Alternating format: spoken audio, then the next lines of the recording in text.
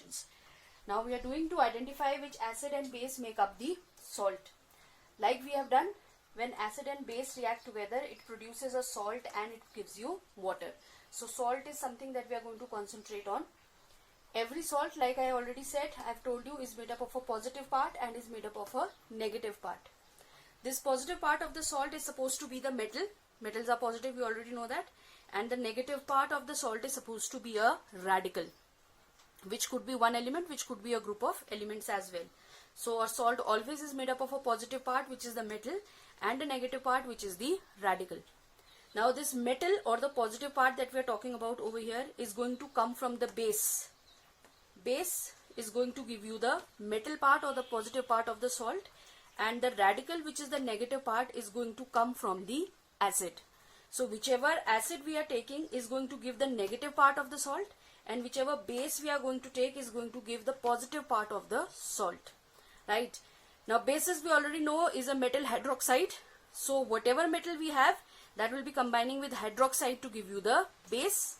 And acids, they always have H positive ion before the radical. H positive is common in all the acids. We've done the properties of acids. I've told you that all acids have H positive ions. So before the radical, when you are going to put hydrogen, you are going to get the acid. Same way, after the metal, if you put the hydroxide ion, you are going to get the... Okay, let's do the example and let's take the salt NaCl. Sodium chloride, which is common salt, right? Now if you look at the explanation that I have done over here, NaCl has a positive part Na and a negative part Cl. So Na, just now I told you, is supposed to be the metal, the positive part is supposed to be the metal, and the negative part is supposed to be the radical. So this NaCl is made up of a positive part, which is supposed to be a metal, and a negative part, which is supposed to be the radical.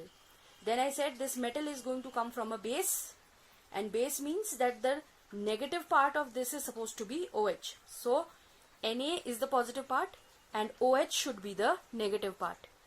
Going on to the radical part, Cl is the negative part, radical, and this is going to come from the acid. Acid always means that this negative part is going to have H as the positive part. All acids contain H positive ions. So this Cl is going to combine with H to give you the acid. Like I have written over here, Na combines with OH to give you a base, which is going to be NaOH, and this Cl is going to combine with H and is going to give you the acid, which is HCl. Right? Therefore, NaCl is going to be formed from the base NaOH and the acid HCl. If you write the equation, NaOH plus HCl is going to give you NaCl plus H2O. This is your neutralization reaction in which a salt and water is produced. So this is how you are going to find out which base and which acid combine to give you the salt. We'll do one more example after this. Quickly I'll show it to you and then you solve the others yourself. Let's take the second example. And the example that we take now, calcium sulfate, let's say. Okay, so calcium sulfate, CaSO4. Okay, if you find out the positive and the negative one, here Ca is positive and SO4 is negative. Fine. Ca is the metal and SO4 is the radical. So this comes from base, this comes from acid. Okay, now if it is a base, this Ca should be combining with OH to give you the base.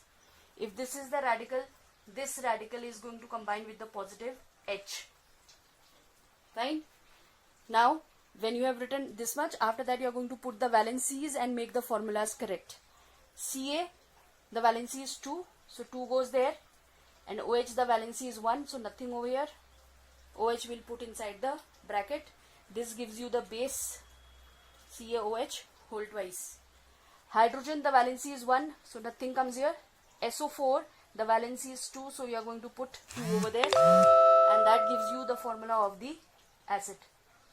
Right, so this acid and this base are going to combine to give you the salt CaSO4. If you write the equation, the base is CaOH whole twice is combining with the acid H2SO4 and is going to give you CaSO4 plus H2O, which is the neutralization reaction. Got?